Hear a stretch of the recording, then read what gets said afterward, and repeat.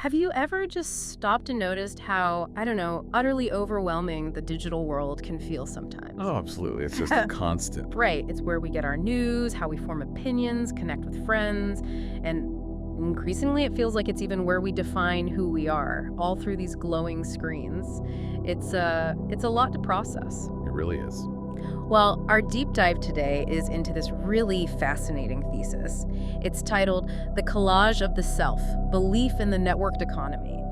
And it argues that basically the digital age has completely reshaped how we believe, like moving us away from these stable, shared stories we used to have. Yeah, those grand narratives. Exactly, towards something far more fragmented and really personal. A kind of belief mosaic almost. Yeah, that's a good way to put it. Okay, so let's unpack this. Our mission today is to take this incredible research, sort of distill it down, and give you a shortcut to understanding this, well, this profound shift. Sounds good. We're going to explore how the internet has totally transformed the belief economy, and that's not just what we believe, but maybe more importantly, how we actually come to believe things. Right, the process itself. And what that really means for us, as individuals, and maybe for society as a whole. And what's truly fascinating here, I think, is that this isn't just about the tech.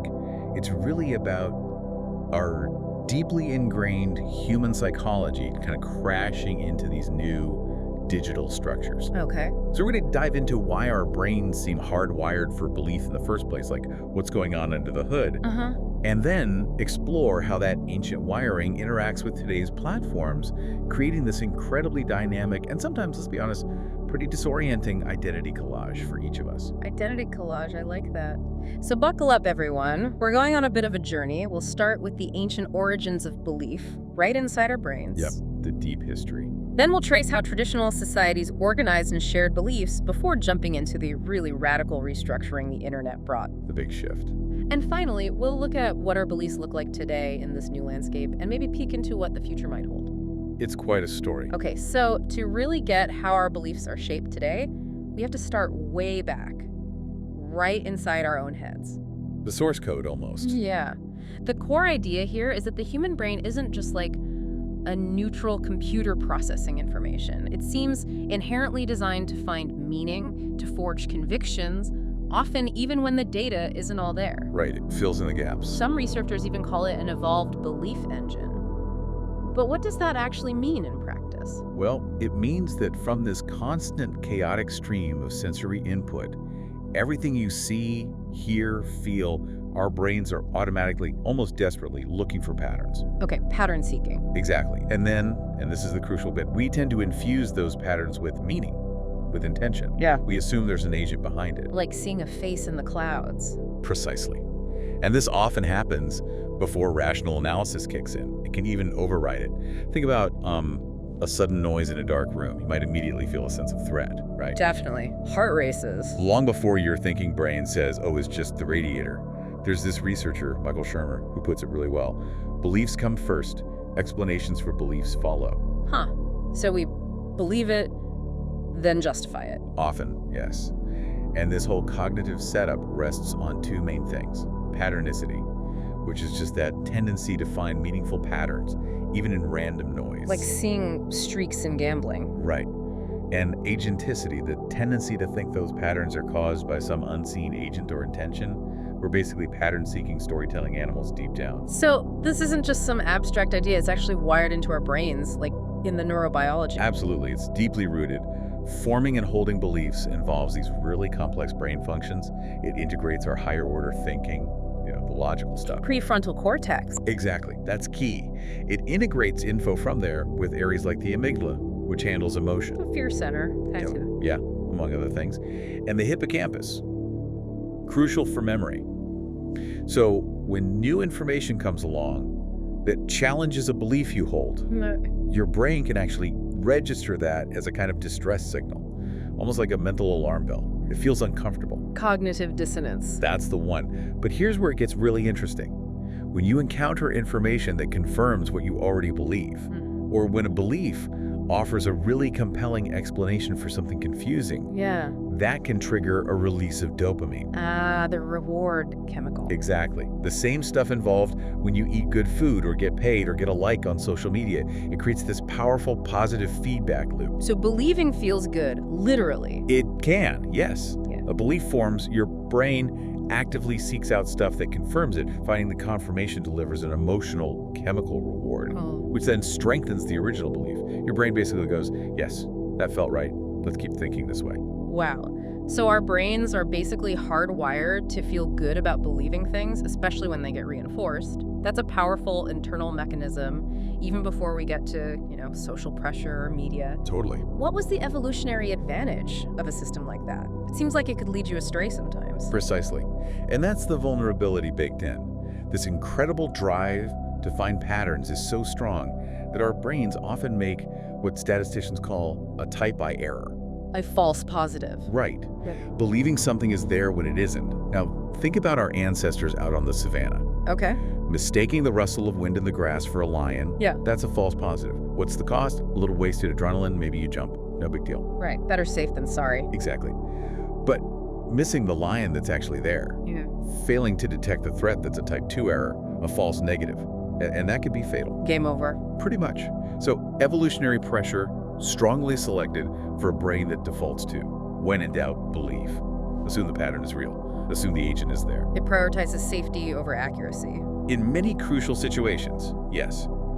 Better to be jumpy and wrong than complacent and dead. But the huge insight here for us today is that this ancient survival mechanism makes you incredibly vulnerable in the modern information environment. Anything that feels true, that resonates with a pattern your brain wants to see, can be incredibly persuasive, even if it's completely false. So that explains why some misinformation just clicks. It feels right, even if the facts don't line up. That's a huge part of it. Our basic wiring makes us susceptible. It's amazing. And this capacity for belief, it's not new, obviously. You mentioned the deep history. We have archaeological evidence suggesting this goes way, way back, right? Even before Homo sapiens. We do. The foundations for symbolic behavior, which you really need for shared belief systems, seem to stretch back hundreds of thousands of years. Our ancient relatives, like Homo erectus, the ones who used fire. Yeah, they showed signs of pretty complex cognition, sophisticated tool-making, controlling fire, which itself creates a social focus point, gathering around the hearth. Right. And there's even evidence suggesting they cared for the old and weak, which points towards empathy, social bonds, maybe early forms of social norms. These are the building blocks. And then actual symbols start appearing. That's right. The first real glimmers of purely symbolic thought, the stuff you need for art, ritual, religion, start showing up in this deep past. We see pigments like red ochre being used, maybe for body paint, by Neanderthals and possibly earlier hominins. Wow. And there are engravings on things like shells and bones, some potentially dating back over 400,000 years. These are some of the earliest attempts we know of to impose abstract, meaningful patterns onto the world. Little footprints of the believing brain. Exactly, showing this deep-seated desire to make meaning beyond just pure survival. Okay, so the cognitive hardware for belief evolves over this huge timescale. But then something happens that allows us, Homo sapiens, to scale this up massively. You mentioned language earlier. Yes, the software update, if you will. It was the development of a uniquely flexible language that really let us turn belief into this world-shaping force. And this is what the historian Yuval Noah Harari calls the cognitive revolution, around 70,000 years ago. That's the idea. This new kind of language was revolutionary, not just because it was complex, but because of what it allowed us to talk about. Okay, like what? Well, first, it enabled really sophisticated gossip. Gossip? Seriously? Seriously. The ability to share detailed info about who's trustworthy, who cheats, who's a reliable partner, that allowed Homo sapiens to form larger, more stable groups, probably up to around 150 individuals, Dunbar's number. Right? That's a huge advantage compared to smaller primate groups. Just being able to talk effectively about social relationships scaled up cooperation. Okay, that makes sense. But there was something else language did, right? Something even more profound. Absolutely.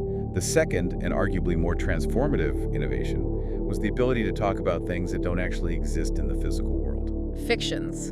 Imagined realities. Exactly. Think about it. A monkey can cry, look out, a lion, simple, refers to something real, but only a human can say, the lion is the guardian spirit of our tribe. Okay. Abstract concepts. And not just abstract, but things we collectively agree exist, even though you can't touch them. Gods, nations, laws, corporations, human rights, even money. Money's just paper or numbers we agree have value. Precisely. This unique ability to create and collectively believe in these fictions is the secret sauce of large-scale human cooperation. It lets millions of strangers who aren't related and will never meet trust each other and work towards common goals. Because they share the same imagined reality. Exactly. After the cognitive revolution, humans started living in this dual reality, the objective world of trees and rivers, and this imagined world of gods and nations and money. And the imagined reality starts shaping the objective one. Massively so. And crucially, we can change these stories much faster than our genes can evolve. We can rewrite laws, change economic systems, invent new gods. This allows for incredibly rapid cultural evolution and adaptation. So our brains aren't just belief engines, they're social belief engines, designed to sync up with others. That's a great way to put it. Our whole evolutionary trajectory pushed us towards networking our individual imaginations into these shared intersubjective realities through language and myth. Our dominance as a species comes from this shared imagination. Largely, yes. And understanding this, that our beliefs are designed to be shared, that the glue holding societies together, is absolutely crucial for grasping why messing with the mechanisms of sharing belief, like the internet did, has been so revolutionary and, frankly, destabilizing. Okay, so belief isn't just in our heads, it's the fabric of society. Yeah. How did sociologists start thinking about this? You mentioned Emil Durkheim. Right. Durkheim, one of the founders of sociology, saw belief systems, particularly religion in his time, as fundamentally social phenomena. He argued they perform these dual functions, providing psychological comfort for the individual, sure, but also creating sociological cohesion for the group. The social glue idea. Exactly. He famously proposed that religion is essentially the symbolic embodiment of society itself. When people feel a force greater than themselves, something they call divine, Durkheim argued they're actually experiencing the powerful emotional energy of their own collective life. Think about the feeling at a huge concert or at a political rally, that collective effervescence. That buzz you get in a crowd. That's it. For Durkheim, the main function of a belief system is to generate that feeling, that social solidarity, strengthening the bonds between people. And he also talked about the sacred and the profane, didn't he? How does that fit in? That's a key part of it. He emphasized this crucial distinction societies make between the sacred things that are set apart, imbued with collective meaning, protected by rules and taboos. Like a holy site or a flag. Right, and the profane, the mundane, ordinary objects and routines of everyday life. This division, he said, is maintained through rituals. Okay. Rituals are these collective actions, ceremonies, holidays, even just team meetings that reaffirm the group's shared beliefs and values. Participating connects you to something larger, reinforces the community bonds, reminds everyone what matters to the group. So Durkheim focused on the group. What about the individual meaning side? You mentioned Max Weber. Right. Weber shifted the focus a bit.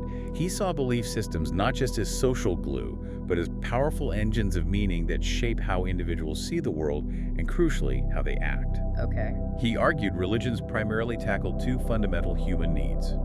First, theodicy, the need to explain suffering. Why do bad things happen to good people if there's a just God? The big question. And second, soteriology, the need for a path to salvation or ultimate meaning, or just making sense of life and death. And he had that famous example connecting religion and capitalism. Exactly. His classic work, The Protestant Ethic and the Spirit of Capitalism. He showed how certain Calvinist beliefs, specifically about predestination. The idea that your fate was already decided. Right. That created intense psychological anxiety among believers. Am I saved? How can I know? Weber argued this anxiety got channeled into intense, rational, worldly work. Why? Because material success, while not causing salvation, came to be seen as an unofficial sign that you might be one of God's chosen elect. It eased the anxiety. Huh. So working hard became a kind of religious duty. In a way, yes. And over time, Weber argued, this religiously motivated drive for accumulation and reinvestment lost its theological roots and became the secular spirit of capitalism. Work for its own sake, rational calculation, reinvestment. Wow. So deeply held beliefs can reshape the whole economy, even unintentionally. Absolutely. It shows how powerfully these meaning systems can drive behavior and societal structures long after the original context fades. Okay, so we have the group glue and the individual meaning. How do these beliefs actually get passed on and stick? Social psychology must come in here. Definitely. Beliefs aren't usually formed in isolation. We acquire them through socialization from family, culture, education, media, trusted sources. It's a learning process. And our group memberships play a huge role. You mentioned social identity theory. Yes. Developed by Tajfel and Turner. The core idea is that a big chunk of your self-concept, who you think you are, comes from the groups you belong to. Like being a fan of a certain team or from a certain city. Exactly. This creates a powerful in-group versus out-group dynamic. We're motivated to see our own group positively, which usually means adopting the group's beliefs, values, and norms as our own. It gives us belonging, self-esteem. And nationalism is a prime example of this in the modern world. A really potent one. It's largely a social construct, right?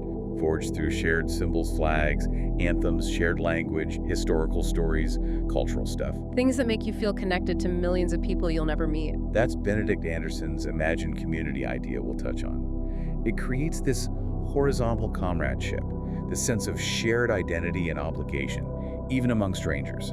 And these group beliefs are kept in line through social influence. Right. Things like conformity, going along with group compliance, doing what's asked, and obedience to authority figures. These pressures help maintain consensus and keep the group's belief system stable. It seems like belief systems themselves have evolved over time, too. They certainly have. Broadly speaking, you can see a historical arc. Early human societies often had animistic beliefs, spirits inhabiting nature, very localized. Everything has a spirit. Kind of. Then with larger societies in agriculture, you often see the rise of polytheism, pantheons of gods, often linked to specific cities or functions, with specialized priests. Like the Greek or Roman gods. Good examples. Then, a major shift, often associated with the axial age thinkers like Buddha, Confucius, the Hebrew prophets, was towards monotheism or non-theistic ethical systems, belief in a single, universal God or universal principles. Think Judaism, Christianity, Islam, Buddhism. These were often portable. Meaning they weren't tied to one specific place. Exactly. They could spread through texts, conversion across empires. The key dynamic seems to be, as societies get bigger and more interconnected, belief systems tend to become more abstract, more universal, and often more focused on individual conscience and salvation, rather than just group ritual. This raises a really important question for today, doesn't it? Is belief only about traditional religion? That's a crucial point. The lines get very blurry. Functionally, secular ideologies can do the same work as religions. Like nationalism, as you said. Right. It provides identity, purpose, community, symbols, rituals, stories of sacrifice. It functions very much like a secular religion for many. What about other things like corporate culture or wellness? Absolutely. Intense corporate cultures aim to instill shared values and belonging. Brands try to sell identity and community and wellness culture. It definitely provides values, a sense of purpose, rituals, gurus. It checks a lot of the boxes. So the belief economy isn't just churches and temples. It's any system that gives us individual meaning and social glue. That's the core idea. Any system that successfully does both can function like a belief system. Okay, so before the internet blew everything up, how did this belief economy actually work? What was the structure? It was a very different world. Think hierarchy and scarcity. The dominant information architecture was top-down, one-to-many. Meaning a few people talking to a lot of people. Exactly. The means of mass communication, printing presses, radio stations, TV networks were expensive, complex technologies. So they were controlled by powerful, centralized institutions. The state, the church, universities, the big media companies. Right. They acted as gatekeepers.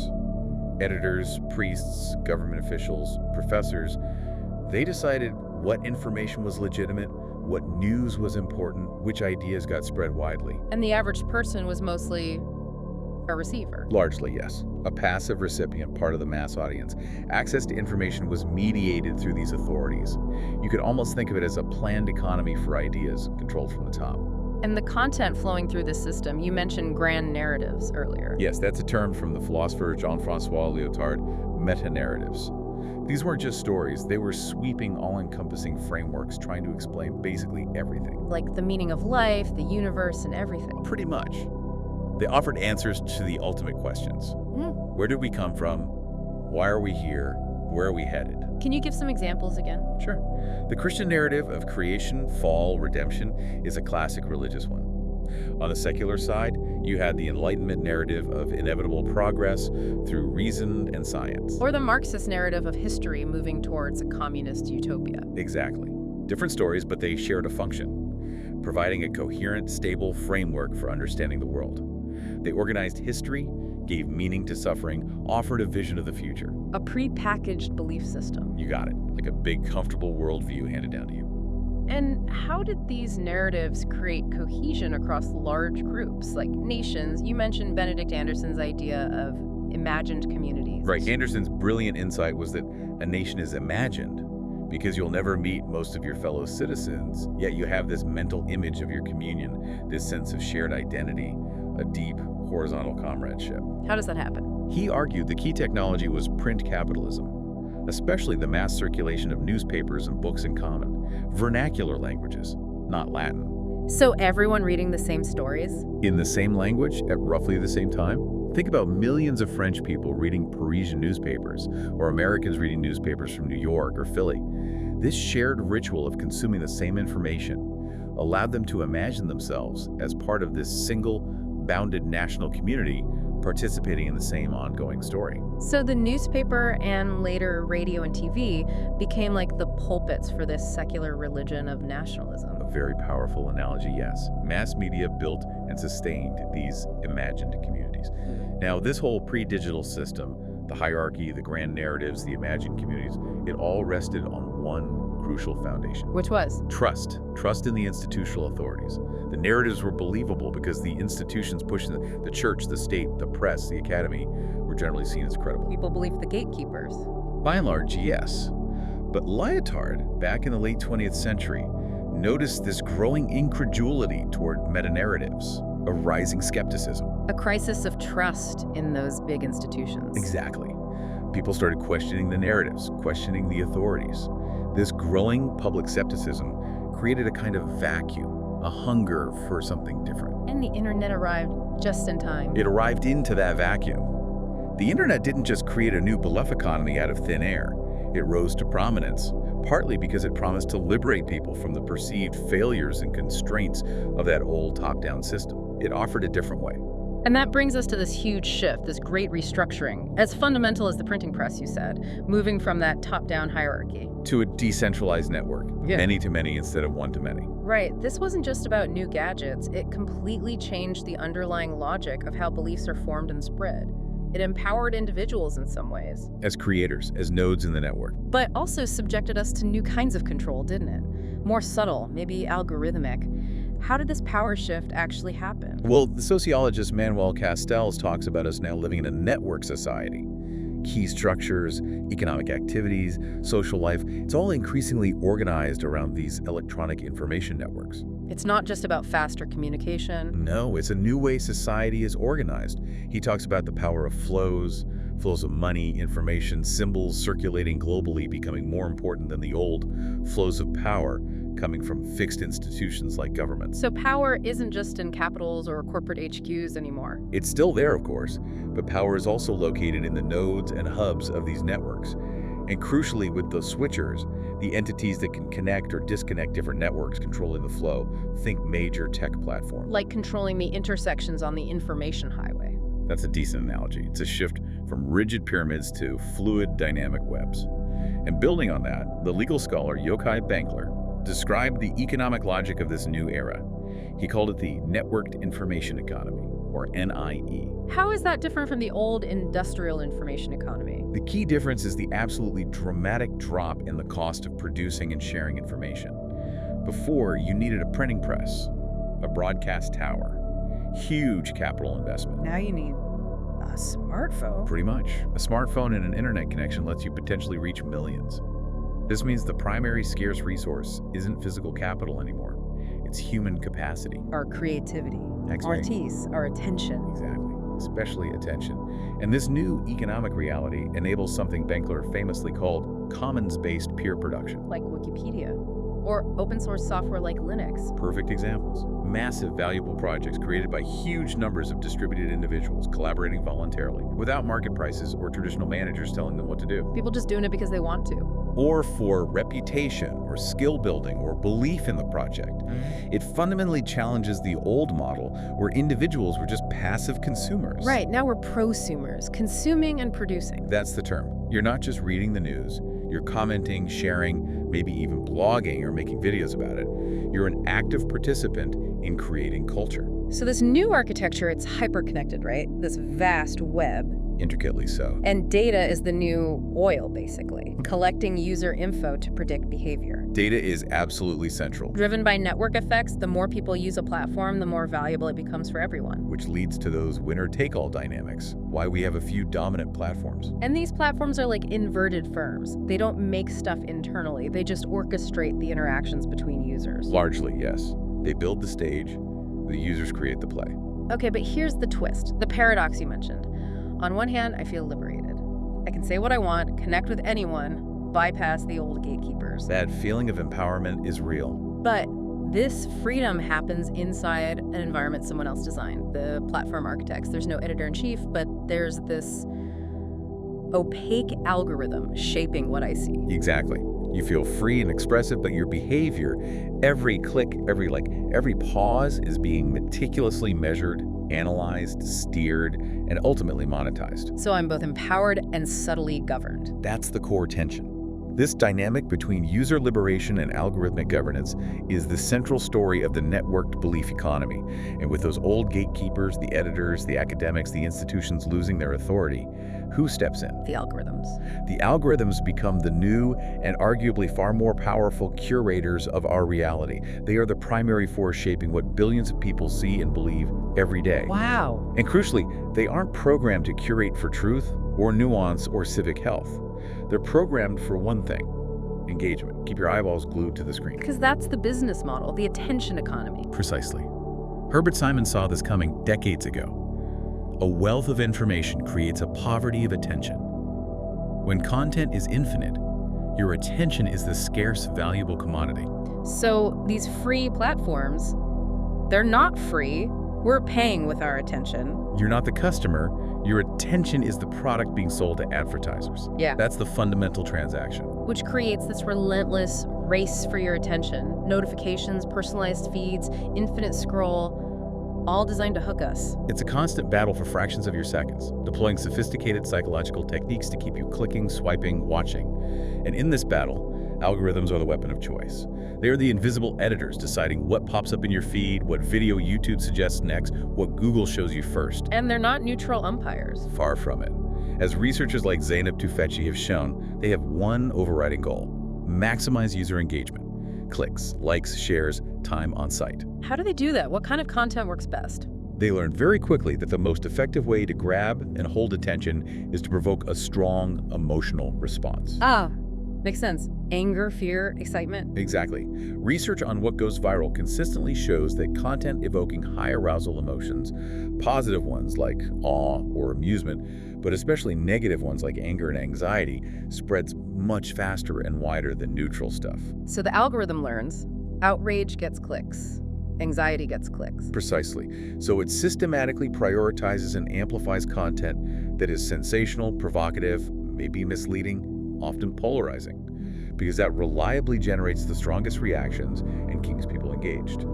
They've essentially optimized for emotional manipulation. Okay, so this algorithmic curation leads to these phenomena we hear about, like the filter bubble. Right, that term comes from Eli Pariser. It's the idea that the algorithm creates this unique, personalized information universe just for you. By tracking everything you do online, clicks, likes, searches, viewing time, it builds a model of your preferences.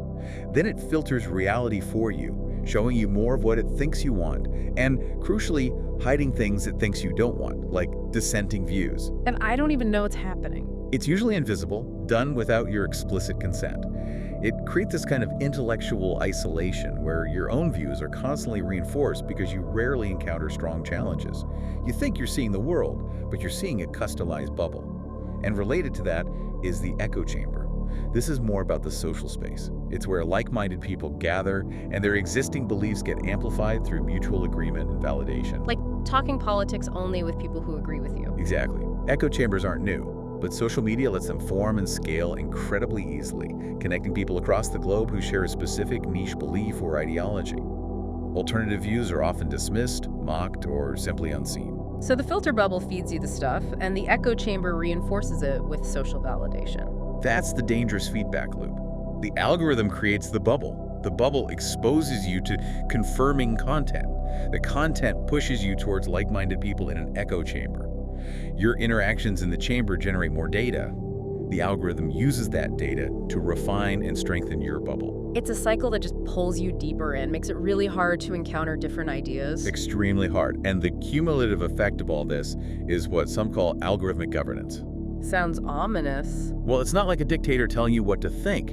It's more subtle. Your behavior and beliefs are shaped by these constant gentle nudges from your personalized information environment. The system doesn't command you. It just makes certain ways of thinking easier, more visible, and more emotionally rewarding than others. And what does this do to society as a whole? It leads to a really weird outcome. Some research suggests social media might initially decrease disagreement by connecting diverse people.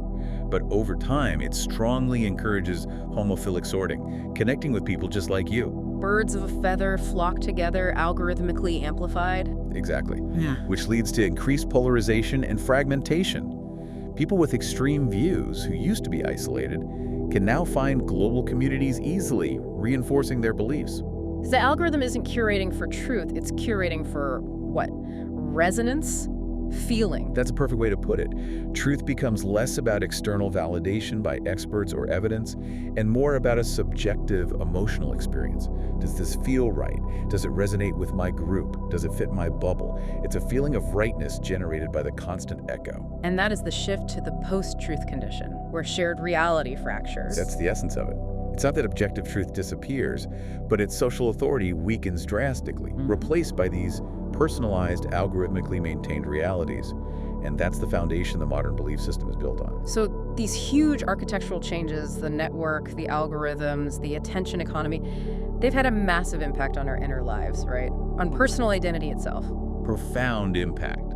The collapse of that old institutional authority, combined with the dynamics of the attention economy, has really liquefied the solid ground identity used to stand on. Liquefied. Yeah, those stable, often lifelong identities we used to get from religion or our nation or social class, they have become much less stable, more fluid. Because those grand narratives are less believable now.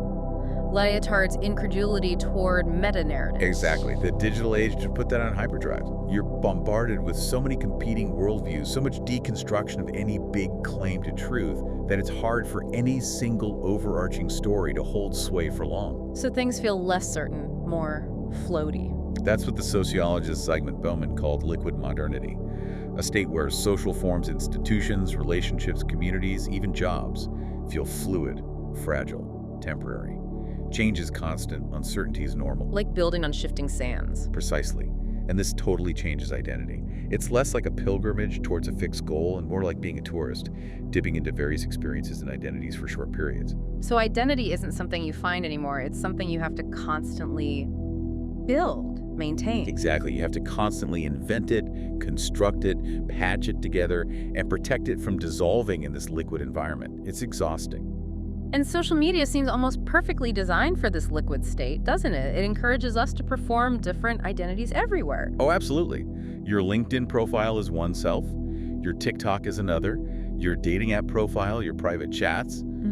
They're all different performances for different audiences. Which makes it hard to know which one is the real you. Does that even matter anymore? That line gets incredibly blurry. Are you your authentic core self, or are you the sum of your digital performances? Yeah. It's hard to tell. And this constant stream of disconnected information, conflicting stories, can that mess with our heads? Make it hard to form a coherent story of our own lives? Some researchers talk about narrative fragmentation disorder. Not a formal diagnosis, but a description of that struggle. Trying to build a coherent life story, a stable sense of self when you're constantly hit with fragmented information and competing narratives. Like trying to piece together a story from random pages ripped out of hundreds of different books. That's a good metaphor. You struggle to find the plot of your own life.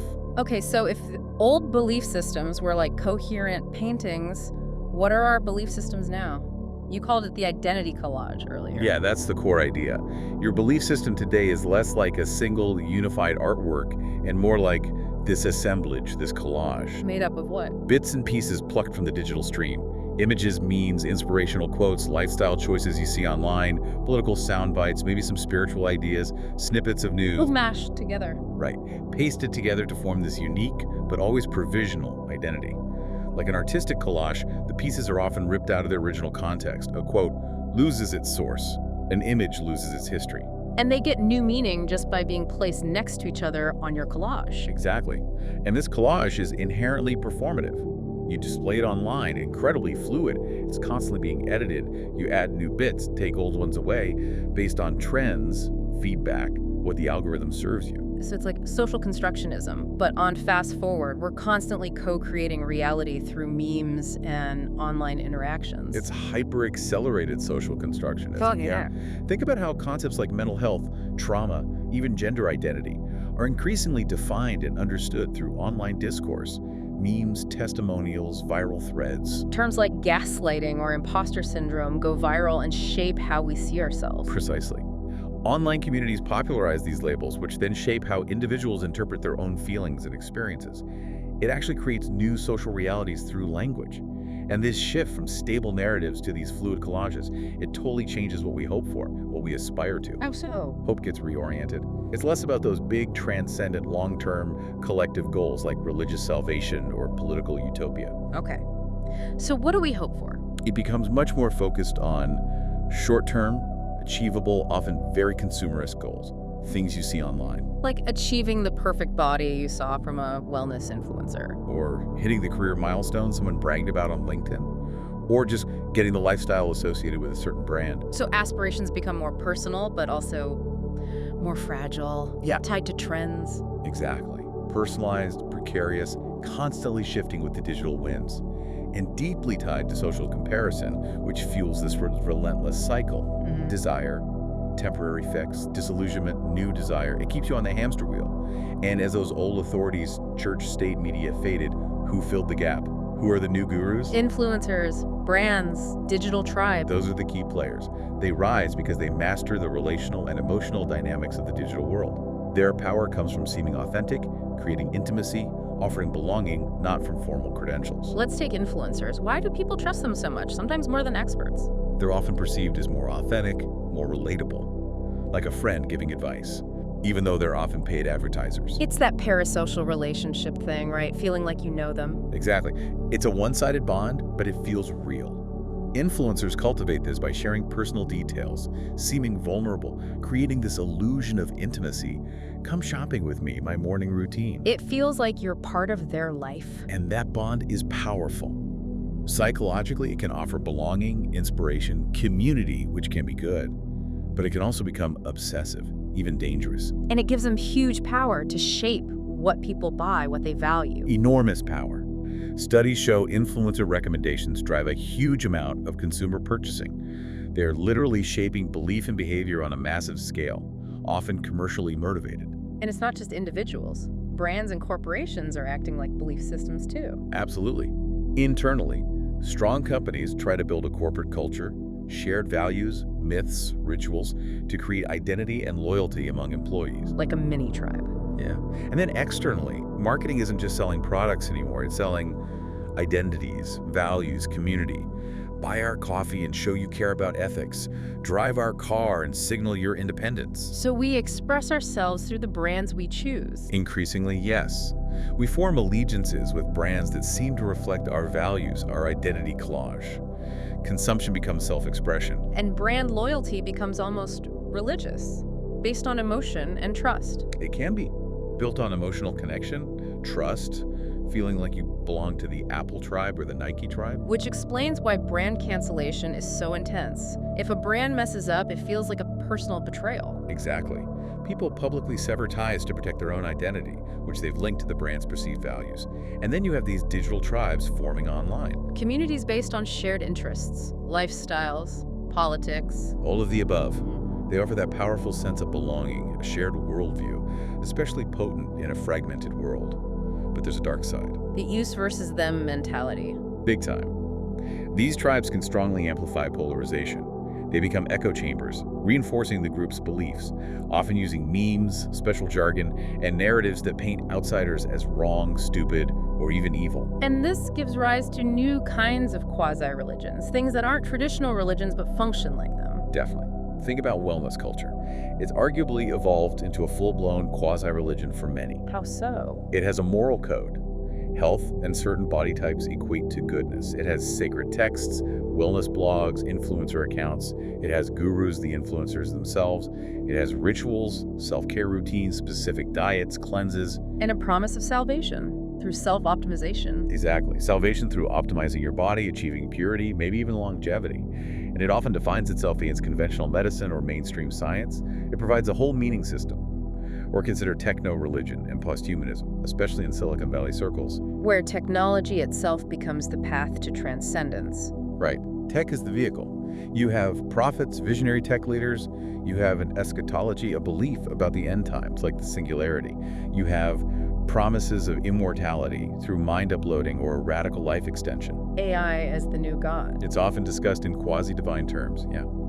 A source of ultimate knowledge, maybe even our successor. What's really striking here is how commercialized all this belief has become. Utterly commercialized. Yeah. The belief economy isn't a metaphor anymore. It's a literal multi-billion-dollar market. Influencers get paid to shape what we believe. Brand communities are marketing funnels. Wellness is a trillion-dollar industry selling salvation. Exactly. The lines just dissolve. Belief becomes consumer preference. Identity becomes brand alignment. Community becomes a target demographic. So our deepest human search for meaning, identity, belonging. It's now a key site for capitalist value extraction. That's a stark way to put it, but yes. Your quest for meaning is being measured, monetized, and marketed back to you. Okay, underpinning this whole system are powerful emotions, right? The emotional economy you mentioned, like FOMO, fear of missing out. FOMO. Such a key driver. It's that nagging feeling, that pervasive apprehension that others might be having rewarding experiences from which one is absent. We've all felt that, but social media supercharges it. Totally, because it gives you this constant curated window into everyone else's highlight reel. All the parties, the vacations, the successes. Which makes your own life feel less exciting. Exactly. It triggers relentless social comparison, leading to feelings of inadequacy, anxiety about being excluded. You see friends at a party you missed, and that pang hits. And the only way to soothe the FOMO is to check your phone. That's the trap. Compulsive checking, refreshing the feed, watching the stories, responding instantly. It temporarily eases the fear, but it hooks you deeper. It creates a feedback loop. FOMO, check phone, see more stuff. More FOMO. Vicious cycle. It can even make it hard to commit to things in the real world because you're always wondering if something better might pop up online. Okay, so FOMO is the stick. What's the carrot? Validation. Absolutely. Likes, shares, comments, follower counts. These quantifiable metrics are the new social currency. Why do we care so much about likes? Because they tap directly into fundamental human needs. Status, acceptance, belonging. Getting a like literally triggers that dopamine hit in the brain's reward system. Same as food or money. Similar pathways. It's pleasurable, potentially addictive. It conditions us to keep posting, seeking that digital pat on the back. So our self-esteem gets tied to how well our posts perform online. Dangerously so. High engagement feels like validation, like social approval. Low engagement, or what researchers call insufficient social validation, can feel like rejection, ostracism. Leads to anxiety, depression. It definitely can. Yeah. Your sense of self becomes fragile, dependent on the unpredictable whims of the online crowd and the algorithm. It's like putting your worth up for a vote, constantly. And in this fragmented world, what's a really powerful way to bond a group together quickly? Shared outrage. Bingo. Outrage is incredibly effective online. It's a high arousal, very moralistic emotion. It functions as a kind of narrative performance. How does it work socially? It draws sharp lines. Us, the good guys who are righteously angry, versus them, the bad guys who transgress some norm. It creates intense solidarity within the in-group against the common enemy. It also polices the group, keeps people in line. Yes, signals what's acceptable to say or think, and provides this really intense euphoric feeling of moral certainty. We are right, they are wrong. So sharing outrage content isn't just expressing anger, it's performing allegiance to your tribe. It absolutely is. Yeah. It confers moral status, strengthens your position in the group. This outrage bonding can become a primary way people connect online, especially within polarized political tribes.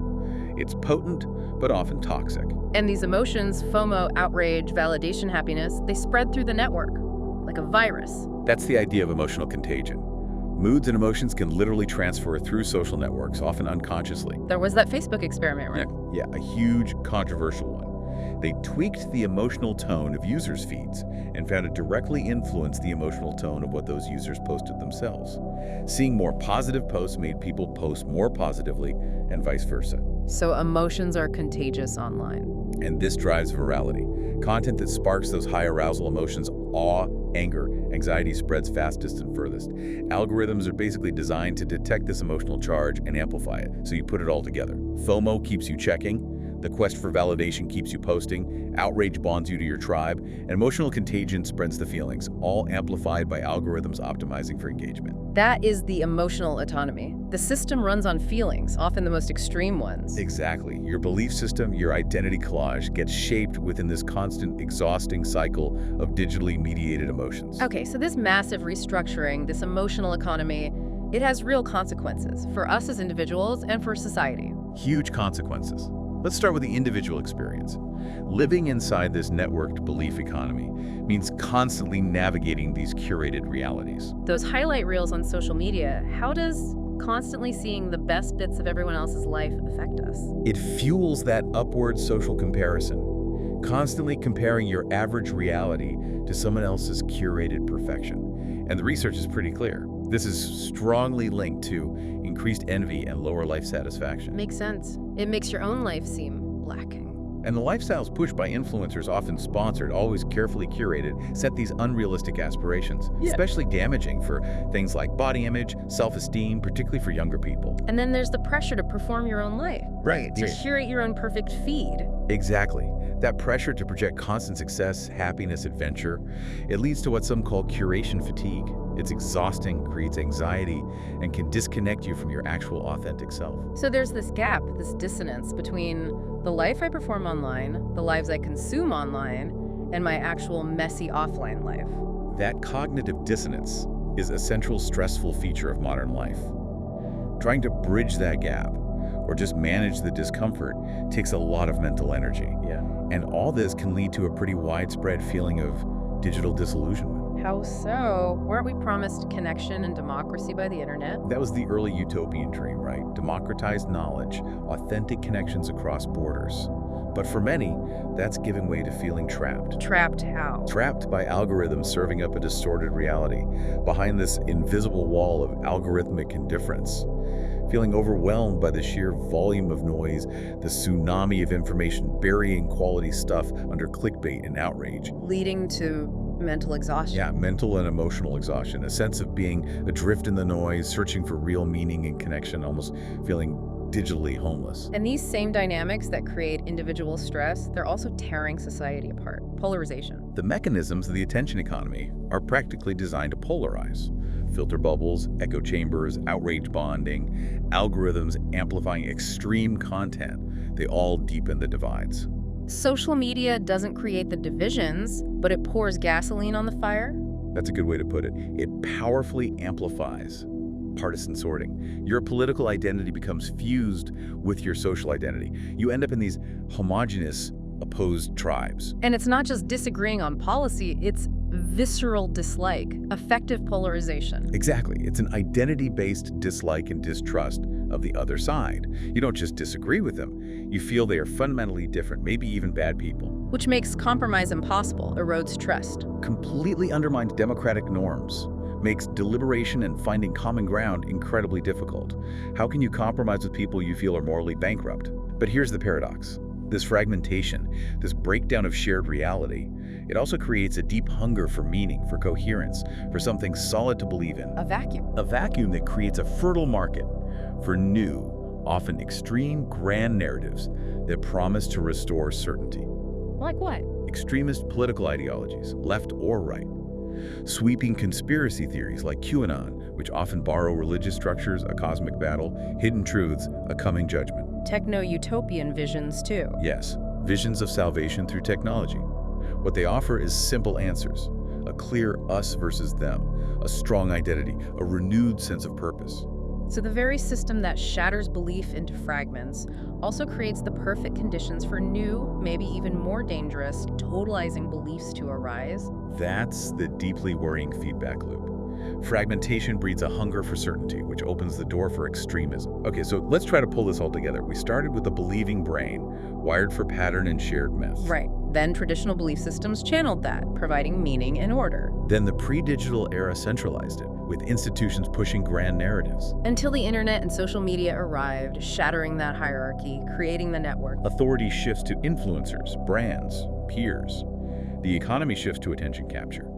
Algorithms become the curators, Exploiting our emotions, FOMO, validation, outrage to keep us hooked. leading to the fragmented identity collage for the individual and polarization and disillusionment for society. Wow, it's quite a picture.